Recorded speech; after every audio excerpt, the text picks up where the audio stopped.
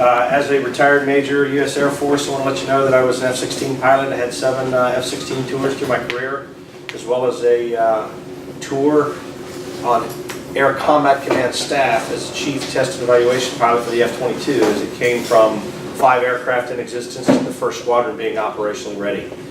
Fascinating career. I enjoyed it. I started with the passion of flight, like I'm seeing in the room and hearing about the kids in the school. So, you know, what I have is an opportunity to speak to you. It's your time. I'm going to kind of go through a brief 15 slides, not a lot, tell you a little bit about what I've done, about opportunities for you, and then hopefully keep you intrigued to go do flight ops in the future. It's been, it is a blast, and it's a lot of fun. I did bring my dad with me, Mr. Earl Riley, Army veteran as well, but he's the guy that got me hooked when I was about 5 or 6 years old. He started working at Dulles Airport the day before it opened in 1962.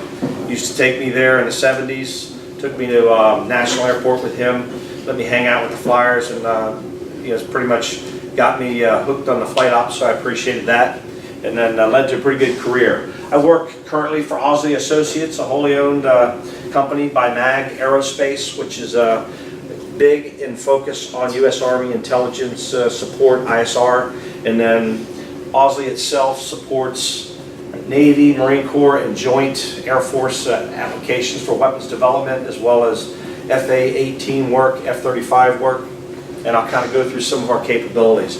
Again, the presentation and my being here is for you guys. I like the opportunity to get to speak to you, and with that, if we go to slide 2.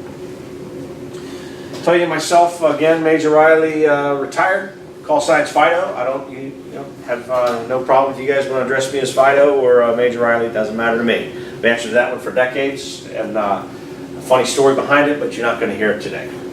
Mechanical Engineering, 1988. Also about 2001 Aerospace Studies Masters from Embry-Riddle, and I did that in conjunction with the U.S. Air Force while on active duty. I'm currently a senior analyst for air-to-air weapons, which is the AIM-9X Sidewinder and the AIM-120 AMRAAM medium-range weapon as well.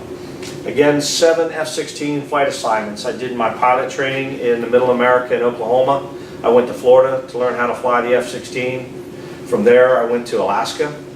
Then I went to Korea. From there to Italy in Europe. I love that. That's where our first kiddo was born. And then back to Nellis Air Force Base, which is kind of the fighter pilot mecca, which is a great place to be. And that's where I did my operational test upgrade. Tested new systems coming on the F-16. Found that very intriguing. Tested some, I was a night ops expert. Worked on illumination capabilities, various laser capabilities, night vision goggle systems, and terrain following radar, as well as tested some collision avoidance systems, ground collision, we call it AGCAS, automatic ground collision avoidance. And that took decades, but it's now in the F-16 among other planes, and we have had at least one saved from a G-LOC, which is ground or G-induced loss of consciousness, which the aircraft recovered and the flyer was indeed saved versus bad things happening to him. Other things I tested, just various types of weapons and bombs. Then from there I went on to do my staff job, which was F-22 test and evaluation. Very intriguing as well. It's a neat airplane, a hot rod. It's a stealth platform. It's very capable. From there, back operational to South Carolina, where I flew F-16s again for 3 years. And I finished my career at Edwards Air Force Base doing various test and test support missions. So a lot of fun, a lot of time, a lot of effort, but all of it was rewarding, and it set me up again to be the analyst work that I'm doing now. And I still fly. I'm a flight instructor and fly small aircraft with sometimes my kids, sometimes my buddies, but I still slip and surly enjoy it. Do have combat operations time in Bosnia when I was stationed in Usafi at Aviano Air Base. So again, today, questions, feel free to raise your hand and ask what you want. The operational test was fascinating because what you have is, as new systems come to the field, you'd have to evaluate them and document them and then be able to educate the flyers that are in the operational units to say, here's your system changes. So think about a new computer system that you have. You're not just going to get it and be an expert on it. You're going to have to study it. You're going to have hopefully someone come out and tell you the things that has already been down the road and looked at the capes. So a very intriguing job there. What was mostly intriguing about it is we tested everything. So you might have 45 to 65% of an aircraft capability that is used normally. But as an operational tester, you're going to go out and check to the edge of the envelope on everything. Where I found that job intriguing is we're flying with the best of the U.S. Air Force at Analyst, and it wasn't just F-16 operational test, it was F-15s, A-10s, helicopters, the Strike Eagle, the F-15E. So very intriguing time and opportunities and good flying. We were qualified from 50,000 feet, which is the aircraft limits, down to 100 feet.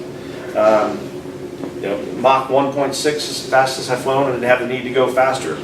But flying at 600 bills at 100 feet is pretty intriguing. And time goes by like that. And it was a lot of fun, and the weather was like this almost every day over the deserts of North Las Vegas.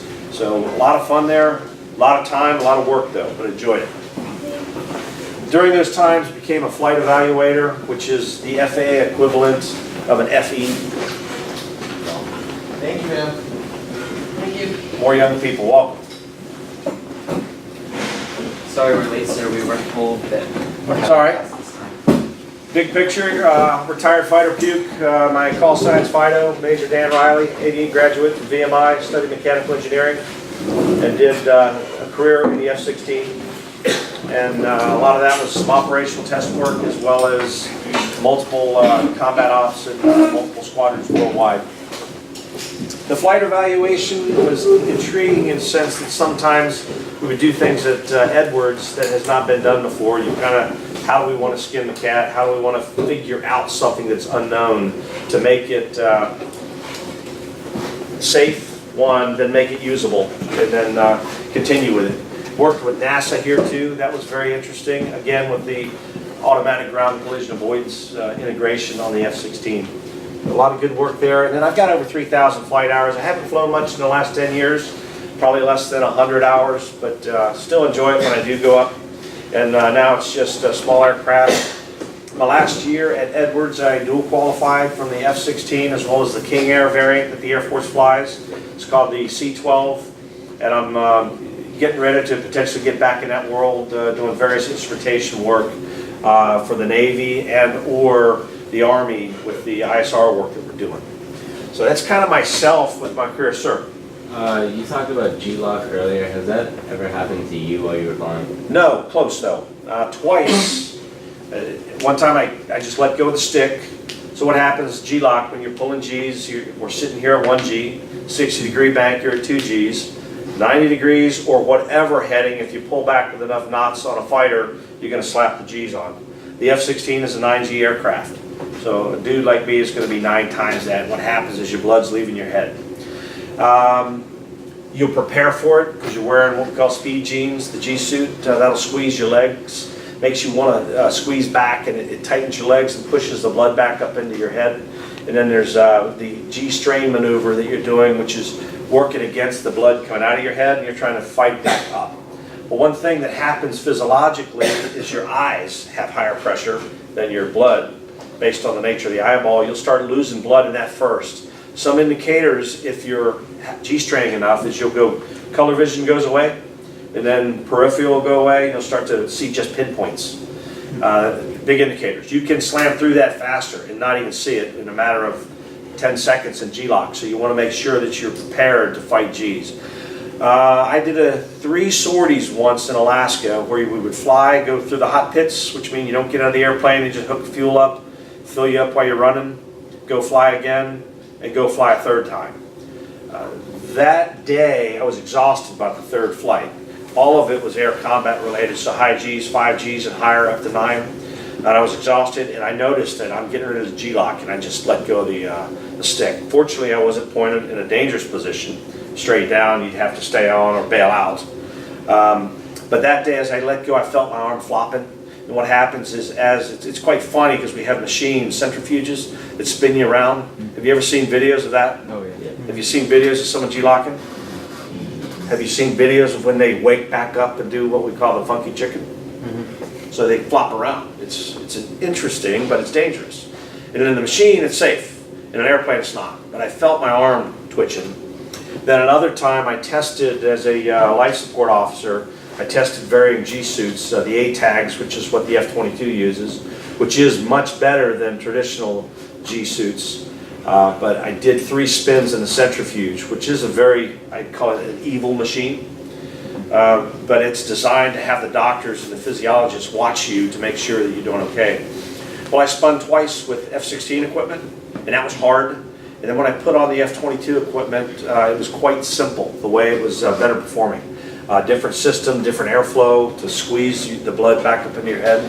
So normally, had I been wearing F-16 equipment, I would have G-locked in the machine that day for the 3rd spin. Wearing the advanced anti-gravity suit, A-tags, with the F-22 system worked phenomenally. So that was the deciding factor of whether or not we're going to go with that equipment or not. And as the tester on it, I got to go back and report to headquarters, as much as this equipment costs, and the other one will work, this is much, much better.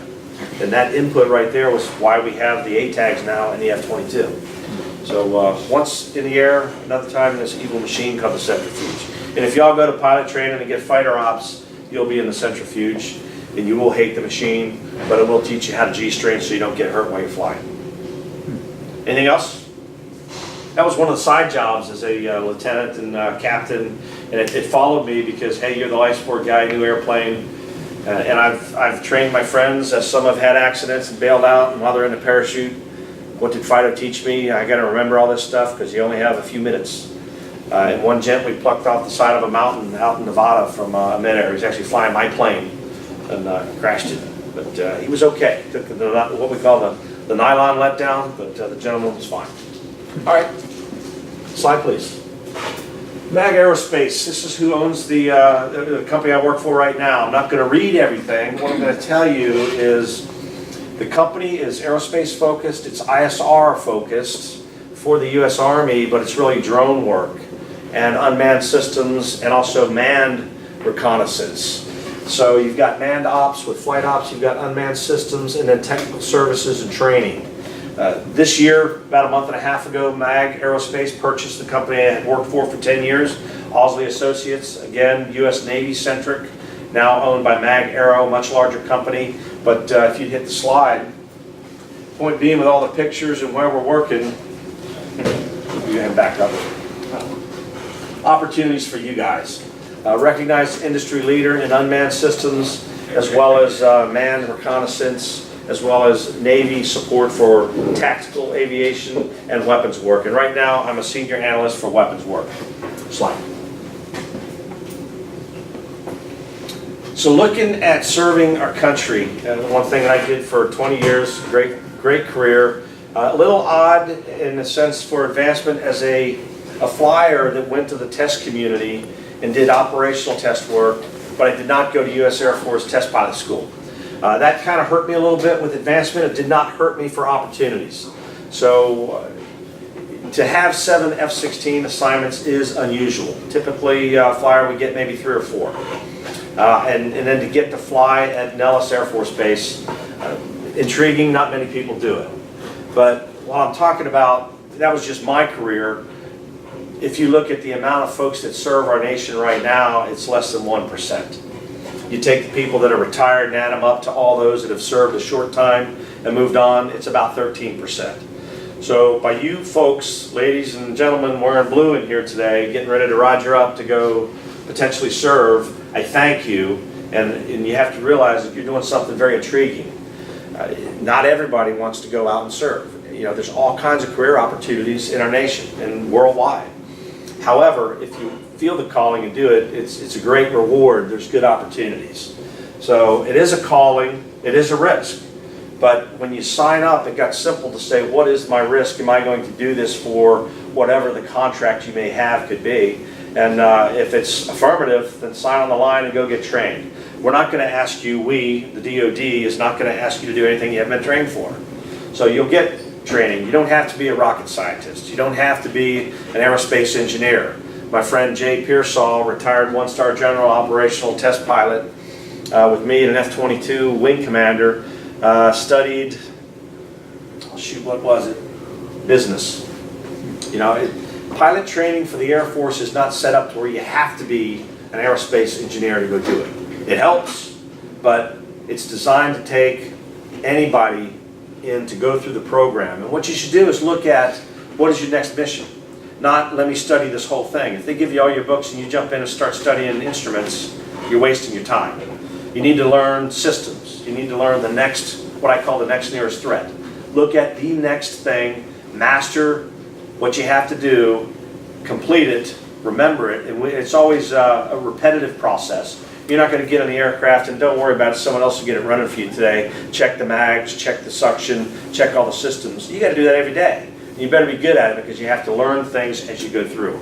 But it's a learning process and it's iterative. I kind of go back to the calling. I always wanted to serve. I always wanted to fly. I was a poor high school student. I did not do well. I didn't have an environment like this. I think your student-teacher ratio is outstanding. The fact that you're here shows you're dedicated. People committing resources to get you here. You committing your time to get here. Wearing uniforms, being focused is wonderful. That is going to set you up for college better. You're going to understand the college classes a little bit better than a normal public high school, or in my case, a kid that was interested in running around and maybe skipping classes, not a good idea. But then you get to college, and a college like VMI, which is not forgiving, and you wind up on the dean's other list. And then to say, young man, if you don't get your grades up, you're out the door. But I took the AFOQT, the Air Force Officer Qualification Test, and nearly maxed out the flight aptitude section because in high school I got about 23 hours. Ran out of money because that was expensive, but I studied over at Dulles and Manassas Airport and flew. Wanted to go do it, and that was enough for I was called into the officers, standing in front of the X. Your grades are terrible. If you can graduate, you'll get a pilot slot. Wow. I see a career, but I got to put a lot of effort into it. I learned how to study. My friend, mentor, grabbed me, set me down. Kid, you're not going to switch out. You're not going to go study, history. You're going to study mechanical engineering, and here's how you're going to learn. You're going to focus, and you're going to dedicate your efforts to learn how to study and get the grades up. And by the time I graduated, grades were fine. And then off to the Air Force I went, and I had a good opportunity. But it was a big threshold I had to cross to say I need to figure out how to become a good student. And I think what you're building here is going to help you in college because it is a unique environment and it has a very good student-teacher ratio, and you've got the resources to learn at a college level is what I would say. So good opportunities for you. Places you go. Who else has been to Africa? How about north of the Arctic Circle? How about from 100 feet to 50,000 feet up to 1.6 Mach? All the things that I've done, and some of you have done, has been great. When you're doing it in the service, you're going to get compensated well. You're going to go to expensive places. They're going to compensate you there. Cost of living, allowance. So if you go work in Washington, D.C., you're not going to have to do it on lieutenant pay. They're going to take your lieutenant pay and supplement you so you can afford a house for your family. When you go north of Alaska, so when I'm up there and it's cold in the winter, outside at 50 below zero, I don't have to have my own jacket. They're going to go, here's your Air Force issue jacket. When they send you to Europe, to the Dolomites, northern Italy, they're going to make sure they take care of you and give you good opportunities. While you're there, you're getting paid. You're getting paid to live in Europe. You're getting paid to do your mission. And you're getting your vacation, 30 days a year. And you have an opportunity to take advantage of being a worldwide citizen and an ambassador for a country. So great opportunities for the places you go. And not to brag about the things they did, it was wonderful to do it. I was responsible to take care of the mission, but I loved the opportunities. In each place I went, I had a kid born in Italy, I had a kid born in Nellis, and then one born in Hampton Roads down at Langley. And now the three guys, one's at VMI right now studying physics on an Air Force scholarship. So he's got the bug for flight ops as well. The other guy's a good sports player and he wants to serve as well. The other one tried, had a medical issue, non-commissionable. He's out right now doing music work and engineering work, industry-wide. So good blues player. You'll hear about him someday, Maj Riley. But the point I'm saying is, when you're afforded the opportunity to go around the world as we do the mission, you'll be nicely compensated as you do it. And if you get into aviation, and it's not just pilot ops, it's anything. We're doing so much now with ISR and unmanned systems. And now as these unmanned systems come out, as they capture and collect all this information, we have to do something with it. You have to ensure it's managed properly. But there's a need to have young people like you in the workforce. And then the workforce does continue to wear the color that you're wearing now, or green, or whatever color, if you want to wear khakis, or do the Marine Corps thing and wear your cami. There's opportunities. Coasties as well.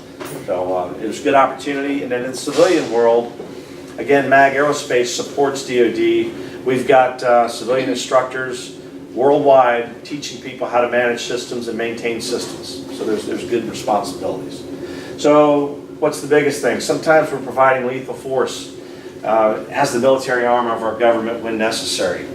I say that because it's not a moral dilemma to say, okay, I'm going to be carrying weapons and I'm going to employ weapons. Do I have to think about this? I thought about it. I thought about it when I signed the line. And it's the mission. So once you get past that, be like a flyer and say, next, next. Where if you're flying and you have a close call with birds or another plane, you don't fly for the next 4 miles thinking about it. You think about what's in front of you for the next 4 miles. You address the midair later when you're back safe, 1G, 0 knots, and say what occurred there. Don't distract yourself from the nearest threat. Near rocks, far rocks is kind of what I'm doing. But there is a moral decision you'll make, but when you sign the line, it's made, press on. Big thing here, as a leader and former leaders, and you'll do that clearly with the instruction you're getting here in the military environment, given the opportunities. Always do it with integrity, service before self, and with excellence. It's not worth doing something haphazard, so do it right. It'll be reflected on your behavior, and great opportunity. But I want to thank you guys for your commitment and dedication. It's impressive to me as a retired officer to look out and see the next group potential here to get ready to go do things. And whether or not you join and serve the DoD, you're going to do stuff with your experiences here that is going to serve you well. So just by having the opportunities that you have, it's good things. So life as a senior analyst. I sat there in the Air Force and shot my watch a whole lot, and not just in the debrief room, but also in the airplane. It was fabulous. Flying a $18 million airplane and taking hundreds of them in missions was a very rewarding job. I still get to shoot my watch right now as a senior analyst. I give the flight ops to the younger people, but I help them do the mission. I help them develop new weapons. I've got a couple videos of some missile shots coming up. We'll talk about it, and then also some drone interaction. Things right now with drones, as I see as a DoD contractor, is I want to take drones, and we've got drones that can stay airborne 7, 8, 9, 10, 12, 24 hours. They're out there. They've got to be useful. They've got to be fast enough to do the mission with fighters. They've got to be survivable, and they've got to be a force multiplier.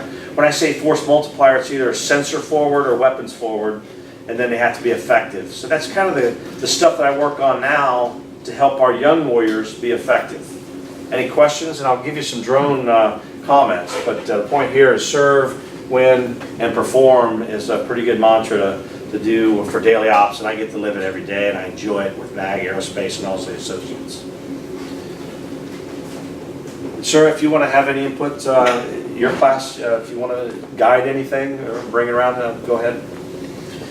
Owsley itself, focused around NavAir. We support the F-35 development for environmental safety, as well as we've got some low observable. It's an acknowledged stealth platform. You got a nice model of it downstairs. Worked on that, and I'm focused where I want to get weapons on the airplane. So I work with that community often. My entire discussion is unclassified today, but if you ask and pulling the right threads and I can't discuss it, I'll let you know. We work on FA-18 support. That's the Navy's warhorse in the Marine Corps as well. FA-18 as well as the G, which is called the Growler. That's our jamming platform. Unmanned systems, the X-47 system coming out again is a LO drone for future operations. Triton is the Global Hawk equivalent from the Air Force, high altitude, persistent surveillance. Fire Scout, just a heavy lift platform for naval operations. other tactical unmanned systems, modeling and simulation, live virtual construct work. What that is we put a bunch of flyers in simulators, connect them virtually to various places around the country, to various command and control and other tactical platforms. And by the way, then we connect to live flight. So you'll be out many on many with training opportunities. So good opportunity here for live virtual construct. I work on weapons development myself as a senior analyst with a team throughout America. Slide. So the industry, we've got fixed wing, we've got multiple manufacturers, and we've got multiple platforms for unmanned systems. There's a lot of technology coming out. Hit the next slide. I want to talk about each one. That'll bore you, but it's your opportunities. So think about the opportunities you have here with your education system, with the opportunities for going to the Air Force Academy, doing whatever service. I've worked with guys that were cops, dog handlers, CE guys, we call them dirt boys. They also fix our runways, to maintainers, to fighter ops guys, and leadership as well. Worked for 4-star generals on staff, as we're applying force power, Air Force power and force application. That was active duty business. Now I interact with industry as we develop systems. But the point is, you got all kinds of opportunities. Stay focused. Stay focused, and it serves you well. That's kind of what I'm wanting to let you know about. Is there any questions about things you guys are considering? Sometimes you have to go out and pull the thread and say what intrigues me, but it's also what's available and what's coming down the pipe. When I look at unmanned systems, it's not just DoD. It's law enforcement, it's first responders. I also happen to work for a rescue squad as a volunteer. There's times when Hurricane Katrina comes through, there's no communications. If we could put systems up that can relay communications, everyone here owns a cell phone, I bet. But if the cell towers are down, you need to have comms, or the police force need to have tactical communications. There's unmanned systems that can deliver that, as well as even ground link systems. So there's opportunities to say what is important. In a federal emergency or any kind of local emergency, it's potentially a picture's worth 1,000 words. Looking down, what do I see? Where do we need to provide resources to help people? So opportunities there. Slide. So unmanned aerospace vehicles, the picture is worth 1,000 words. I worked as a close air support fighter pilot and then forward air controller, really hard to tell the ground troops, the U.S. Army, U.S. Marines, and international services, this is what I'm seeing. This is the 40,000, 30,000, 20,000 foot view. I worked hard to try to take that view from my sensor into my cockpit and display it digitally down to the warrior on the ground. And now we have those capabilities. It makes it pretty rapid. And that was a very intriguing thing to work on. Now initially when I looked at it, it was too unwieldy. Yeah, it's a great product, but it's made of glass. So you throw a rock at it, it's going to break. So good concept. You engineers go back and figure out how to make that more rapid.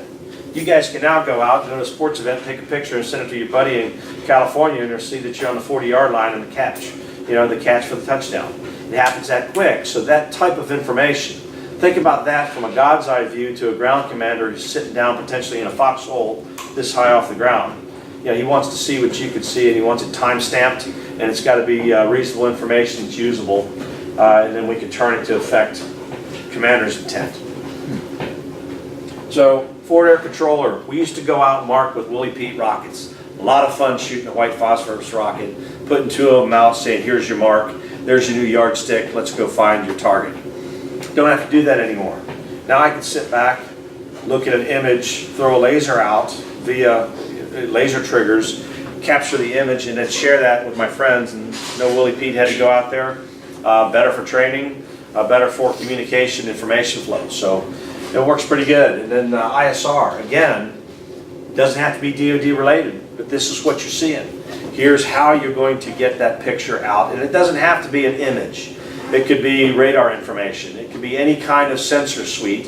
It could be weapons systems that are in front of a group of fighters that could sit in front of you at a reasonable speed, fighter type, think 0.8, 0.9 Mach, with capabilities to be a force multiplier. So there's a lot of capes that are still coming out to support ground troops, to support law enforcement, to support first responders, to support FedEx, Amazon, whoever you buy your next widget from online.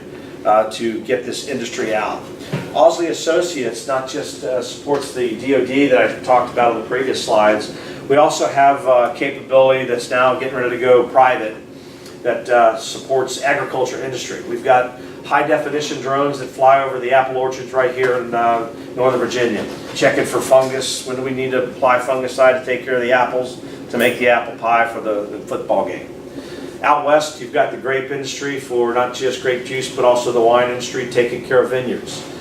We are partnered with telecommunication capabilities, so we don't have guys climbing up and down these massive structures for telecommunication inspections. We take a guy out in a pickup truck, fires up his drone up and down, high-def looks to take care of things that used to take a lot of time and money and effort for, and it was dangerous. So now we're doing that with unmanned systems.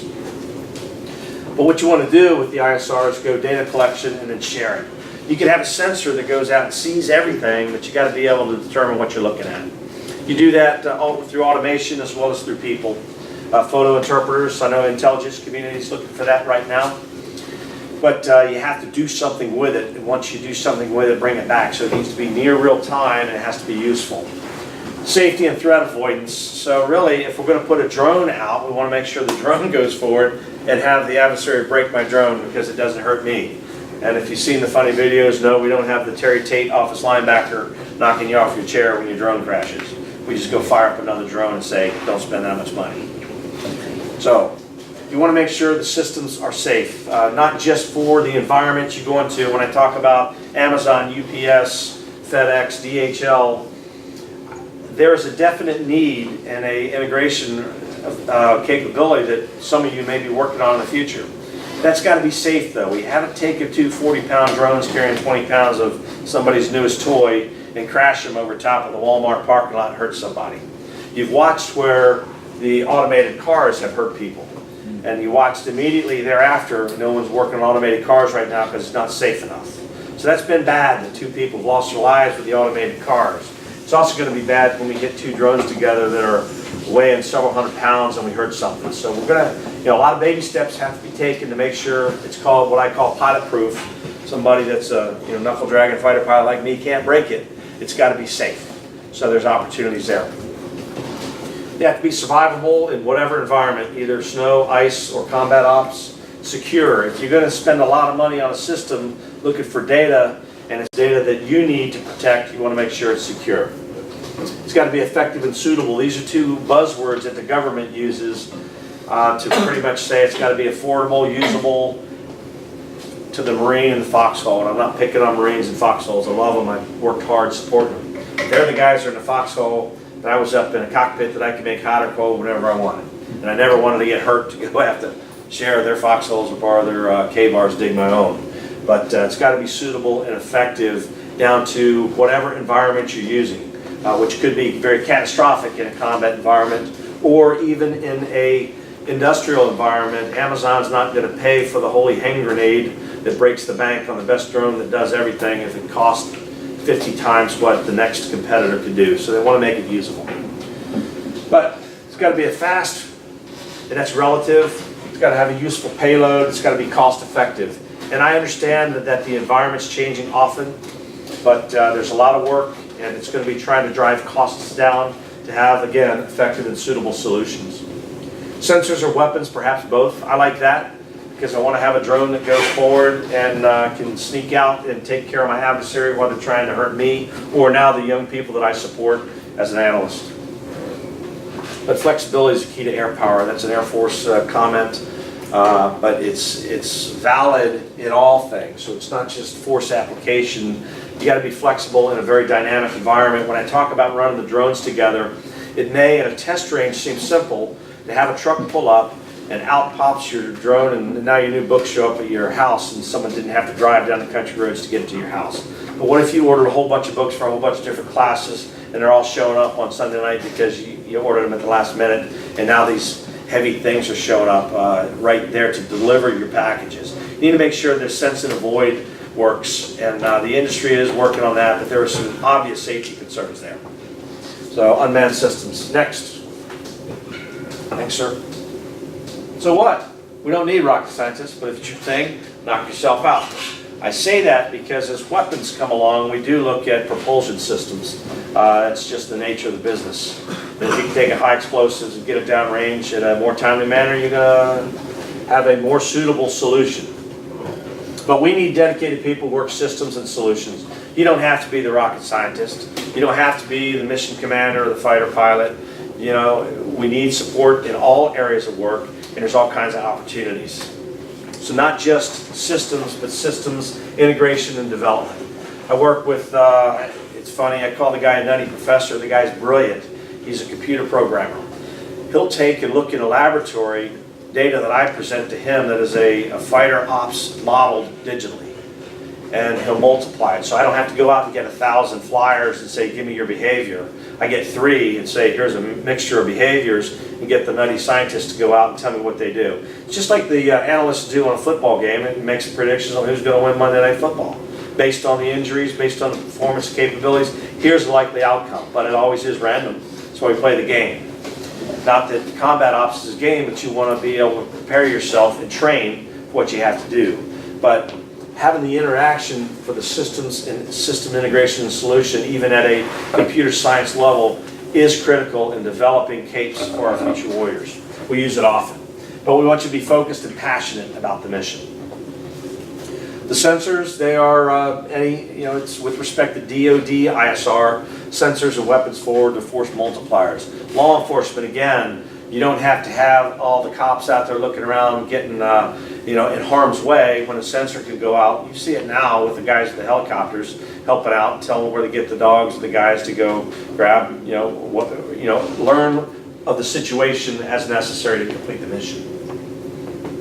So law enforcement, first responders, FEMA, this is the same stuff as the emergency management organizations. I've talked about the agricultural or the telecom inspection delivery services, opportunities for people like you that are focused on making ISR platforms, drones, unmanned systems usable and integrated into daily operations. It's coming, we just got to do it smartly and safely. Sense and avoid our dynamic environments. So you don't just want to bounce off one drone if there's 5 present. You want to bounce off all of them. And the network and the communication capability isn't necessarily an aerospace engineer doing that. It's somebody that's counting and saying, what's your location?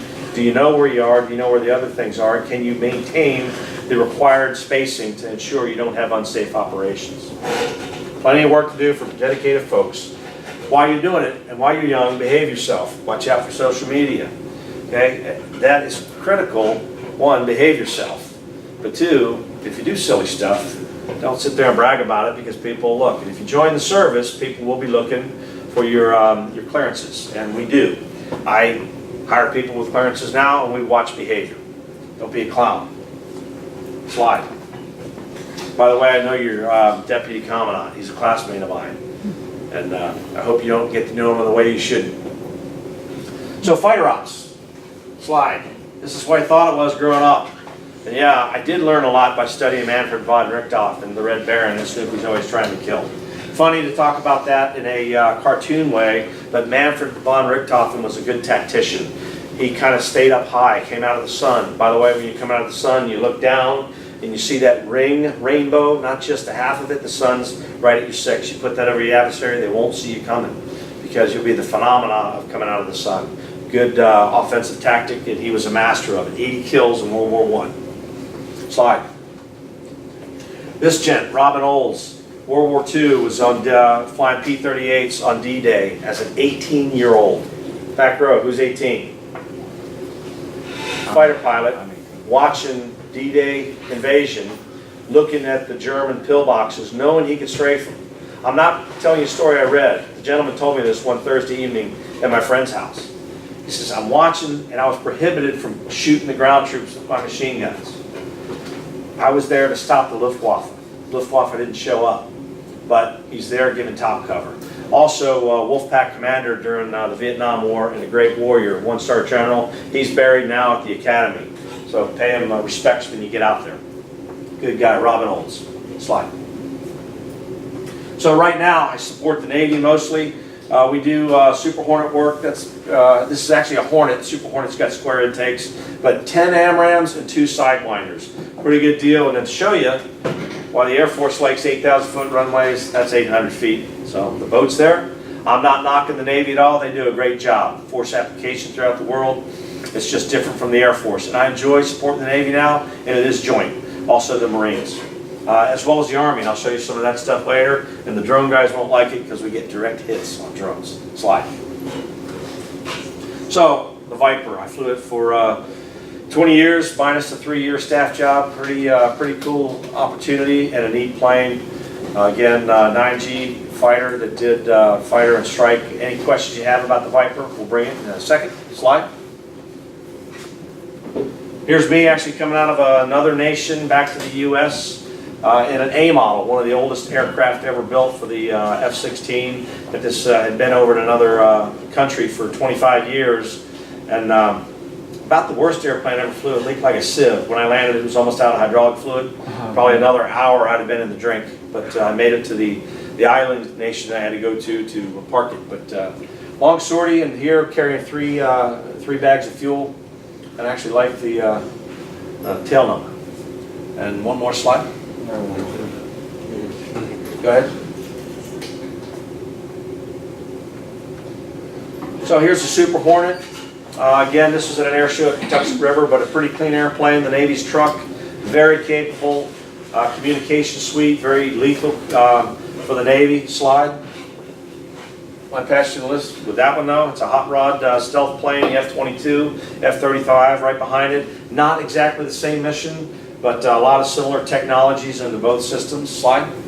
And both these pictures were taken by that kid who's studying physics down at the Institute right now. And that was, I think, last year when he was a rat. But it's neat to see folks dedicated on a ROTC scholarship. I know the guys go to the academy, and the ladies, it's good work, and do it, sky's the limit. Slide. So these two are showing you over 60 years of technology. The hot rod of World War II, the hot rod of now, both neat planes. Love to have flown both of them. Got about 100 hours in this sim, but it was a staff job for me, no flight ops, and I'd take that one in a second. I did get to fly a B-17 once, was fabulous. Sit in the right seat for almost 2 hours, pretty cool. Slide. Here's me when the kiddos were younger. That's at Shaw Air Force Base, Block 50. The Block 50 had the HARM system on it, which is high-speed anti-radiation missile for suppression of enemy air defenses. And this is after, you note the water out here. We just had someone's Finney flight. We actually handcuff them to the ground and go out and douse them with water and carry on and have a good party afterwards. But brought the family out for the deal and just climbed out of that airplane there. Serial number 821. So I think that's my last slide for questions for the youngsters.